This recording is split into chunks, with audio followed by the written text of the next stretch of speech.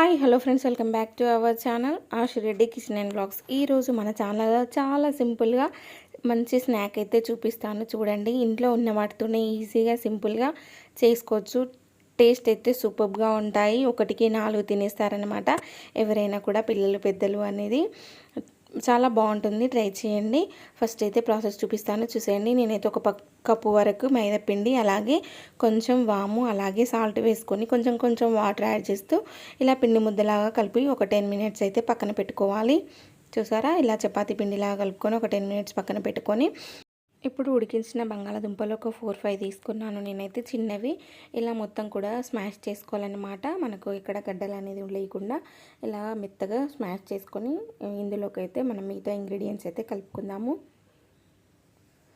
చూసారా, ఇలా మెత్తగా స్మాష్ చేసుకొని ఇందులో టేస్ట్కి తగినంత సాల్ట్, అలాగే కారం, ఇంకా పసుపు, ధనియా పౌడర్, అలాగే గరం మసాలా, ఇంకా కొంచెం కొత్తిమీర, ఇవన్నీ వేసుకొని ఇదంతా కలిసేలాగా కలుపుకోవాలన్నమాట. ఒక ముద్దలాగా కలిపి పక్కన పెట్టుకోవాలి.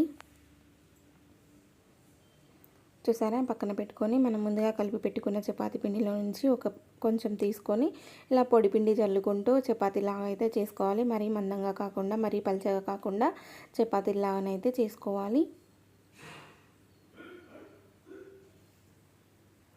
చూసారా, ఈ విధంగా చేసుకుంటే సరిపోతుంది. ఇలా చేసుకొని మనం ముందుగా కలిపి పెట్టుకున్న ఆలు మిక్చర్ ఉంది కదా, అదంతా కూడా చపాతీ మొత్తం వచ్చేలాగా మనమైతే స్ప్రెడ్ చేసుకోవాలి. మీకు చేతికి అంటుకుంటూ ఉంటే కొంచెం ఆయిల్ వేసుకొని చేతిలో కొంచెం ఆయిల్ రుద్దుకొని ఇదంతా కూడా స్ప్రెడ్ చేసుకోవాలి. చపాతీ మొత్తం కూడాను ఇలా స్ప్రెడ్ చేసుకొని మనమైతే కింది నుంచి అయితే ఇలా రోల్ లాగా అయితే చుట్టుకోవాలి.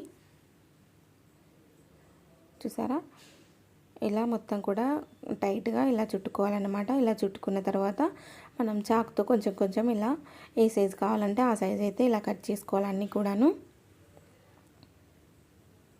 ఇలా అన్నీ కూడా కట్ చేసుకున్న తర్వాత ఇలా ఒత్తుకుంటే సరిపోతుంది అనమాట. చూసారా, ఇలా ప్రెస్ చేసుకుంటే సరిపోతుంది. ఇవన్నీ కూడా ఇలానే ప్రెస్ చేసుకొని ఒక ప్లేట్లోకి అయితే తీసుకుందాము. చూసారా, ఇలా అన్నీ కూడా పెట్టుకొని మనం డీప్ ఫ్రైకి ఆయిల్ పెట్టుకొని ఆయిల్ మంచిగా హీట్ అయిన తర్వాత డీప్ ఫ్రై చేసుకోవడమే. చూసారా, వేసిన వెంటనే కదపకూడదు, వేసిన 2 నిమిషాలకైతే కదపాలి.